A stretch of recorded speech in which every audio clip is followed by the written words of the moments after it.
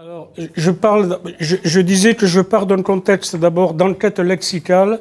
Je suis sur un atlas linguistique qui consiste à aller interroger des locuteurs natifs en leur posant 3000 questions sur 145 points d'enquête, ce qui permet l'accumulation de 4000 à 5000 heures d'enregistrement. Et le plus long, c'est ensuite transcrire et faire une carte, question par question. La belette, le petit doigt. Bon.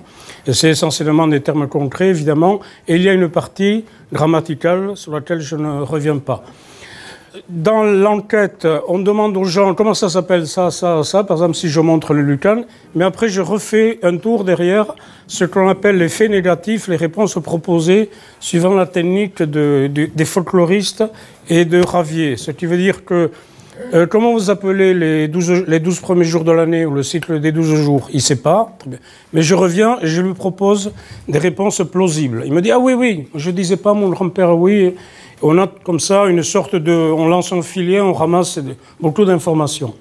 Alors la méthodologie d'enquête, c'est questions-réponses, mais dans mon cas, j'ai essayé de produire un contexte autour du mot recherché, et dans certains cas, comme celui de la menthe, les gens ont parlé de leur savoir empirique et ont donné des récits que j'ai recueillis, et dont certains, vous allez le voir, sont connus ailleurs, et une dizaine de récits qui m'ont paru originaux parce que même s'il y a eu beaucoup de correcteurs en Pays Basque à date depuis longtemps, ces récits n'ont pas été recueillis et c'est déjà un de leurs avantages. La suite.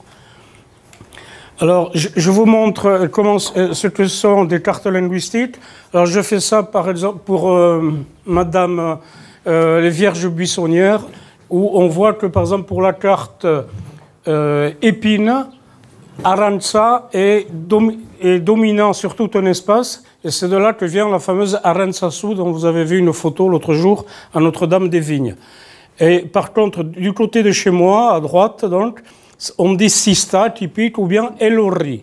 Alors, une remarque, aujourd'hui, beaucoup de jeunes filles s'appellent ou Arantxa, il y a des joueuses de tennis, et quelques-unes qui s'appellent Elorri. Ça, c'est pour la carte épine. Alors, puisque le prunelier, dans la désignation du prunelier, il y a Prunus et il y a Spinoza, je crois, vous allez voir que dans la carte suivante, on va retrouver les deux mêmes motivations avec le pacharan que certains ont bu ici et qui est un jus, enfin un produit à partir de la prune sauvage. On voit que c'est parti partout, Aran qui l'emporte. Alors, je reviens maintenant à la vraie carte qui nous intéresse, la suivante. La carte concernant la menthe, le sujet d'aujourd'hui. En gros, et je fais une remarque sur l'étymologie à partir d'un article de Lafont, qui lui est persuadé que le basque vient des langues caucasiennes, il y a trois formes majoritaires. Un patan, batan, dont il explique que c'est lié avec certaines langues du Caucase, du l'ossète, pitine, peut-être. Admettons, et c'est une désignation assez éloignée des langues romanes. Au milieu, menda, tout le monde reconnaît le terme venu du latin. Et à droite, les mots qui m'intéressent, alors la région c'est Saint-Jean-Pied-de-Port, Montléon, pour ceux qui connaissent. Et c'est peldo, meldo, meldou.